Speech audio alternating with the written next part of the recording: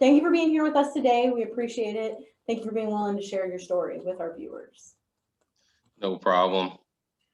Can you tell our viewers a little bit about your life and career and just about Q? Well, I joined the Army in 2007. I originally was an Air Force reservist, so I joined the military in like 2004. I decided I wanted to go active duty, and the Army was like, well, I'll take you. And I joined in 2007, and I've been in the Army ever since. I'm a CBRN guy, Chem Bio Nuke Specialist. I got 14 years in.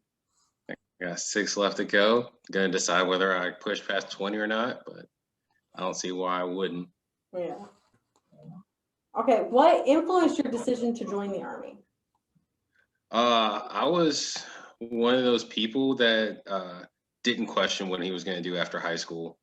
My dad was 21 years in the Air Force, and the military always seemed like the best route. I wanted to get away from home. I didn't want to be like stuck under mom and dad, and I wanted to go see the world. So, the Army and the military was like, hey, I knew that was my go-to after high school. I wasn't like stressing about college applications, how I was going to pay for college. I just knew from the moment I stepped into high school my freshman year, I was joining the military, and here I am. That's awesome because we don't see that a lot now. No, definitely not. Okay, can you tell us what goals you had coming into the military, since it's so rooted in you to just join and you knew that from jump?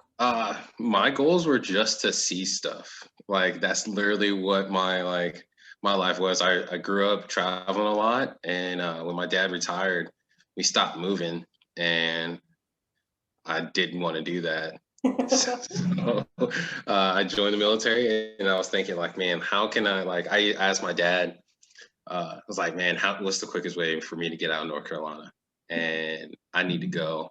And I guess my dad said, I said the same thing to your grandmother, and she said the same thing to me. I'm about to say, join the military, man. You don't have to worry about starting your life out in debt, and you can go see the world on the government's dime. So that's what I did, and I've been going ever since. That's so awesome. What would you say has been your most favorite assignment? All right, so favorite assignment. So I always think of assignments as the people I'm assigned with, right? So like I can honestly say like my most like annoying duty station was like Fort Stewart, but I love the people that were there. So like even sitting in the motor pool for like 8 to 10 hours was like, okay, this is kind of rough, but these people are awesome after work. But I would say like my favorite duty assignment is when I got assigned to third group. I finally got to do all the traveling that I wanted to do. Yeah. I got there, and I was probably stationary for like a couple months, and then I was going TDY, and I was traveling, and then like a year later I was in Germany and Africa and bouncing around in different countries, and it was just like nonstop.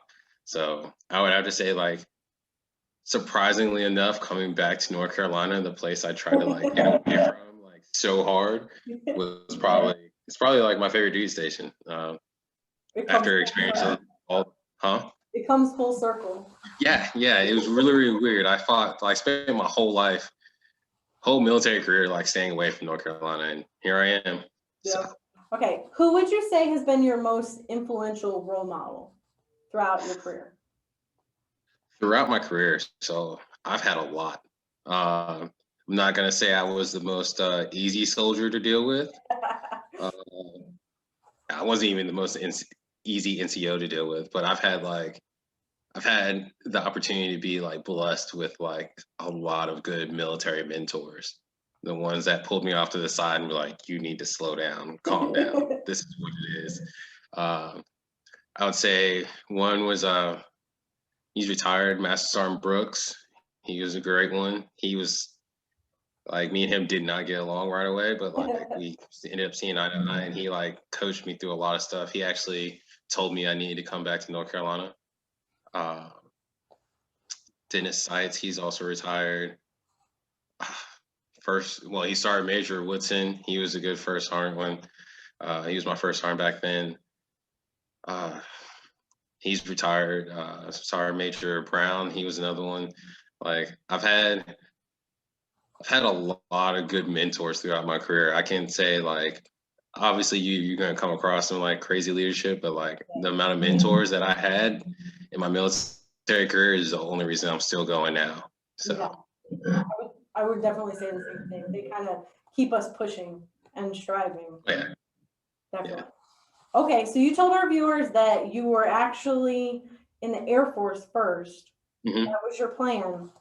So what drew you to the Army and what kind of made you pick that one over going active duty Air Force or any of the other branches? Well, the Air Force was extremely like overpacked, right? So I know you see those Air Force recruiting offices, they only have like one Air Force recruiter in there. So it's just like they don't need the bodies or nor they have the space for as many people. So when I was going from the reserves to active duty, I was like, you guys want me? And they're like, we're not going to take you. You cost too much money to take an active duty. I'm like, okay. And I went over to the Army. I was like, I want to go do some stuff. And the Army was like, yeah, we'll take you. And like, it was a quick process. I think I walked in the recruiting station from the moment I out-processed the Air Force. I was in the Army and out the door in 2 weeks. Jeez, and that's quick. Yeah, 2 weeks. It was out 2 weeks. I had a $20,000 bonus just for signing in that fast, and then I got another 6,000 for an MOS bonus. That's awesome. So, yeah, I paid off cars. Like, as soon as I got back, as soon as I got to Fort Stewart, I was set. Like I was still young, so I blew through a lot of it. But I paid some bills. I paid a couple bills, I think. But yeah. That's awesome. Okay, can you tell us a little bit about your kids? I know you have 3 children. Yeah. Tell us about them. Yeah. So I have 3 kids. I have a 15-year-old daughter. She's going to be 16 next month, which is keeping you busy. Scary. Yeah. I have a 11-year-old son, Adrian. My daughter's son, Adrian, and then my 2-year-old little monster is Gabe. So they're all definitely busy. Yeah, they're definitely keeping me busy. They're all interesting personalities. Like their personalities are so like diverse, like but they are definitely a motivating factor on those days where I'm just like, I don't want to go to work. Yeah. I don't want to do anything. But yeah, like they're definitely strong and keep me going. And funny story, my daughter came up to me and was like, I want out in North Carolina. So I was like, guess what I told her? We're looking at that option soon. That's awesome. That's so awesome. All right, we're going to take a brief break to hear from one of our local Huntington Beach recruiters. We'll be right back. All right.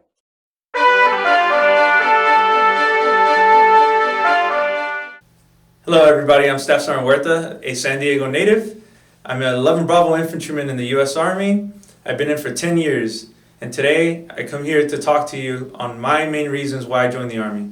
My first reason is I wanted to set the example for my younger brother and sister, being the oldest of 3.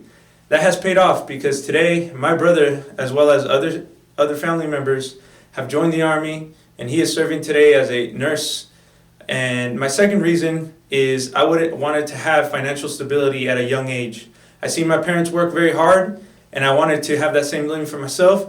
And today I can tell you the Army paid for my degree and has provided me with 10 years of experience in a culture, a team that I wouldn't change it for anything else. And my third and most important reason for joining the Army is I was in 4th grade when 9/11 happened, and it left an imprint in my mind. And I wanted to follow in the same footsteps of those soldiers in those days that had to answer the call to serve the nation and protect those within the borders of our country. So I decided to join. I got to go to Afghanistan and experience those things, and for that, I am grateful. Welcome back. We're here with Sergeant First Class Wilkinson, and he is here to talk to us about this community of growth through healing that he has started, and he's going to give us a little bit more info on that. Can you just tell our viewers what growth through healing is and kind of what led you to start? that? So growth through healing is a space. It's in its infancy, but it's right now it's like an Instagram page and sort of like a clothing line and a Facebook page. But it's pretty much a space where we encourage people to discuss traumas. Uh, Over the past year, I experienced something like pretty significant, or in my family has experienced something pretty significant. And just like everybody else has, like 2020 was a rough year for a lot of people. It brought out a lot of insecurities, a lot of questions, a lot of doubts, and a lot of emotional strife, if you will. And me and a friend from middle school uh, were discussing some things, and we decided like, we should create a space where people can actually like talk about it and feel comfortable talking about it, and highlight people that are making it, and just to show the world that like you're not alone. Because the biggest thing about 2020, a lot of things that people don't realize is like you were the solitude that people were feeling being in quarantine and away from everybody, that it it made people feel alone. But at the same time, like, people forgot that like just because you feel alone doesn't mean you're the only one going through it. The whole world went through it with you. uh but it's hard to navigate past that voice when it's the only voice you hear, and it's hard to navigate past that face when there are only faces that you're seeing are the ones that you're trying to be strong for, or the one that's looking you back in the mirror. So we decided that uh there's a level of growth when you heal. And a lot of people, like, when you fall, like, you scrape that knee, like, there's healing and there's growing that incorporates it, that happens with it. So that's kind of what we did. What led me to do this, what led us to do this is I lost my wife to uh, mental illness over the past year. And it changed a lot about me as everything, right? Like, it changed everything. Who I thought I was, the dynamic of my family, the way I look at day-to-day life. So it's definitely something that was new. Um,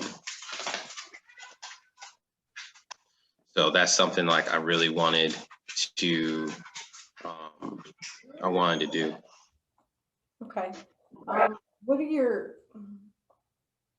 number one, I'm so sorry for your loss. You've heard me tell you that before, but I'm sorry. We're sorry. What do you hope to achieve with growth through healing? Like, what's your like end goal? What do you want to see it achieve? I want people to realize that even if so we don't always feel like the right people are hearing us. I think that's like the biggest issue, right? So throughout your military career, I'm pretty sure you've brought issues up to like one person and they're like, I don't get what you're upset about. That's not that big of a deal, right? Yeah. I've done it too, like, but a lot of the times we tend to stop there just because we don't think one person hurt us. And that's the issue. And that's what I want growth through healing to be, is a space where people keep talking. And people identify that, you're not the only one going through it.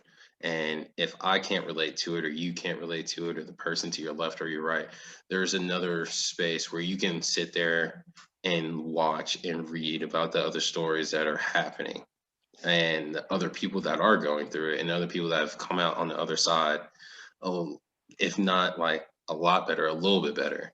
And that's the goal, right?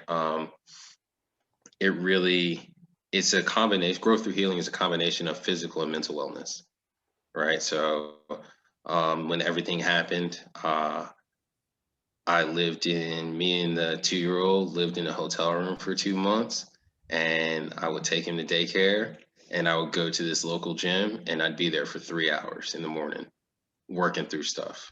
And I would go eat something, take a quick nap, and then go back to the gym for an hour and a half before I had to pick him up from daycare.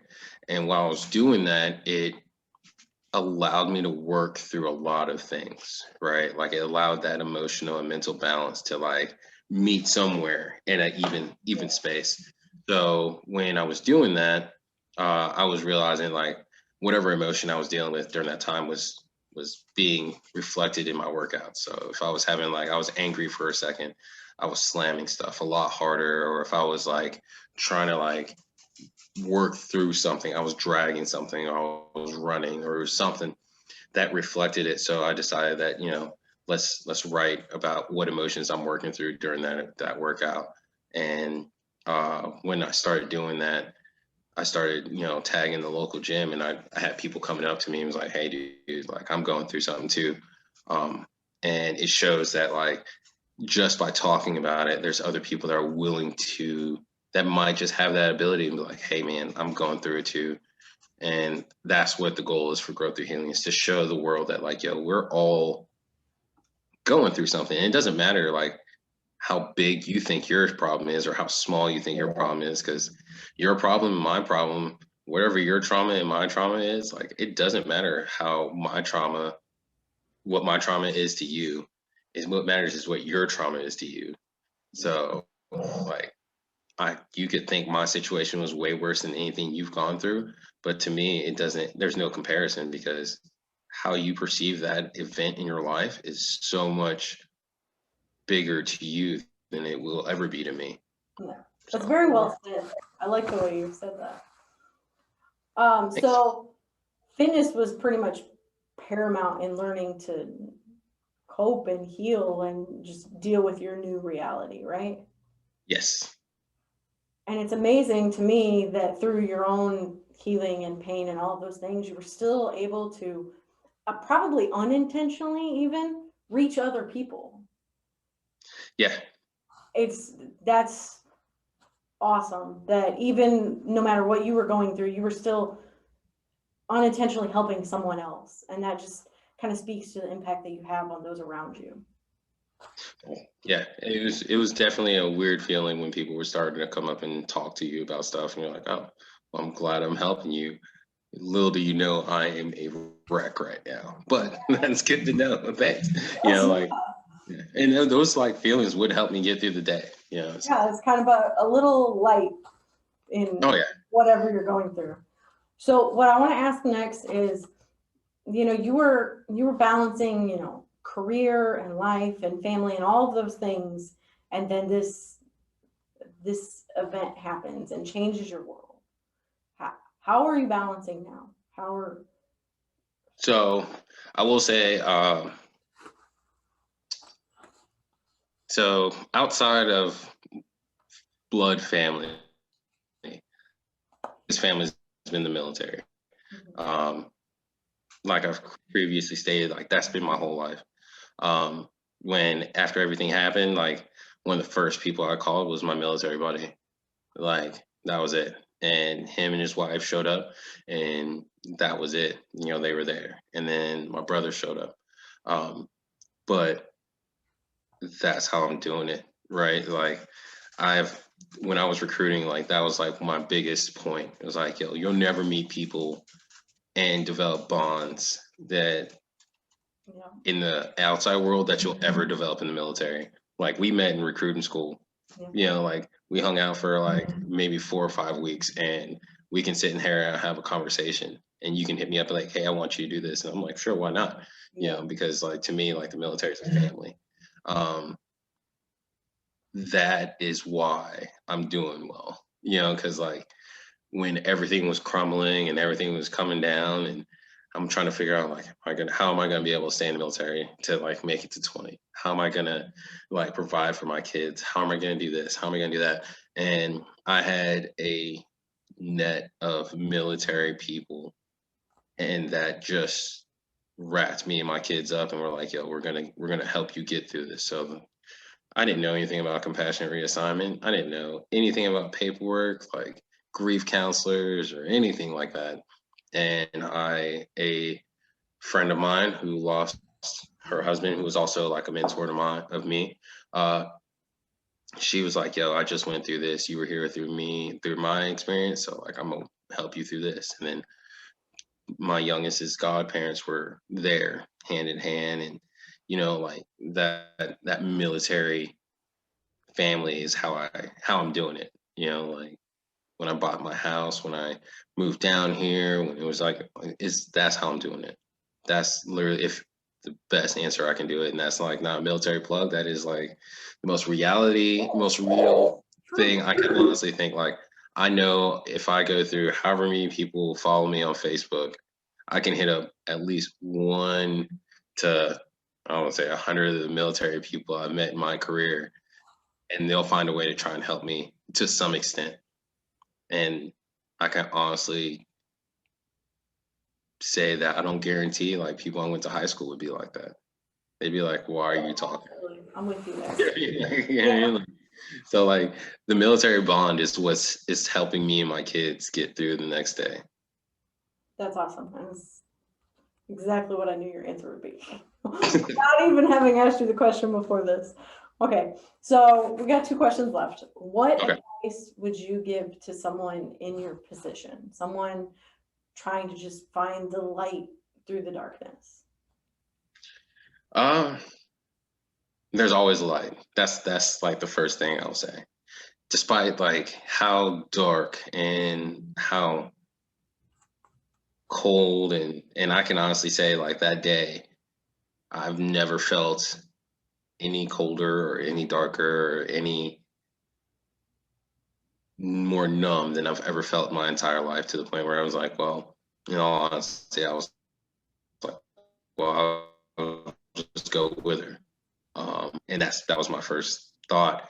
But for that moment, it was just me and the baby, and he made a noise, just a simple grunt in the living room. And I didn't think there was any light for a second. There's always a light, like whether you believe it or not, there's a light, and there's someone that cares. Like there's too many hotlines for people to call to tell you that they care. That's literally, it might sound cheesy, but like they help. There's plenty of hotlines that call that care.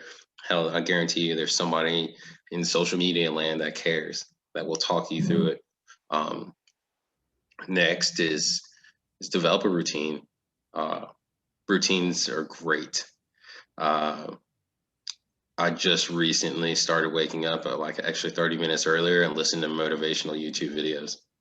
Like that's just my me time. And because I've been waking up, a little anxious because it's coming up on the year mark, and I'm developing like a little bit of anxiety, and I feel like it's affecting me and like the baby in the morning. So I wake up, despite how tired I am, despite how late I went to bed, I'm waking up at like between 5:15 and 5:30. And I'm gonna listen to 2 motivational videos on YouTube. I'm not gonna turn any TV on. It's just me and my phone. I'm stretching and doing whatever. And that me time and that routine is helping a lot of things for me emotionally and mentally. Third, I'm always gonna say this: exercise. Like, you know what I mean? Like, I love the gym. I'm gonna stay in the gym, and even if like 3 body parts won't let me lift something, there's a 4th one that I'm gonna figure out how I'm gonna get a workout in. Exercise is great for your mental. A lot of people don't think about it. If you ever doubt it, ask somebody that works out all the time, and then ask them how they feel mentally when they can't work out for like a week. Like it's just an instant like level of like that person doesn't seem the same. They feel weird, they're cranky, and it's like it's a euphoric thing. And then lastly, like put it all together, your mind, body, and soul. You got to work on all that stuff constantly, because when one breaks down, like you got to have like 2 to like help you get through it. That's such good advice. Okay, we're going to ask you one more bit of advice. And this is for our people watching that are considering the Army or future soldiers about to ship out to basic training. What would Sergeant First Class Wilkinson's advice be? What I used to tell mine going out the door: right place, right time, right uniform. We just heard that recently too. Oh my God. Like, best advice. It really is, because like basic training is easy, like in my brain. Basic training, the Army, your first like few years of being in the Army are pretty simple. You know, like Follow directions. yeah, it's Big Sarge is gonna tell you how to do it. You know, like Big Sarge is gonna be like, be here, wear this, do this. That's it. You know, like once you become a like NCO, like then yeah, you're that person. Be like, be here, do this, wear this. You know, like. But as far as like basic training, like understand that like you're not the only one going through it. Like everybody, literally everyone that is there getting yelled at and being like told to do the most outrageous things. No, you're not going to be able to get upstairs and grab 3 bags and be downstairs in 15 seconds. It's physically impossible. But you know what? You can try your damnedest to get there, right? Like, Yep. and that's how it's going to work. But like basic training, the military, you're not doing it alone. And the people to your left and right are going to help you through it. If the ones to your left and right aren't going to help you, the ones in front of you or the ones behind you will.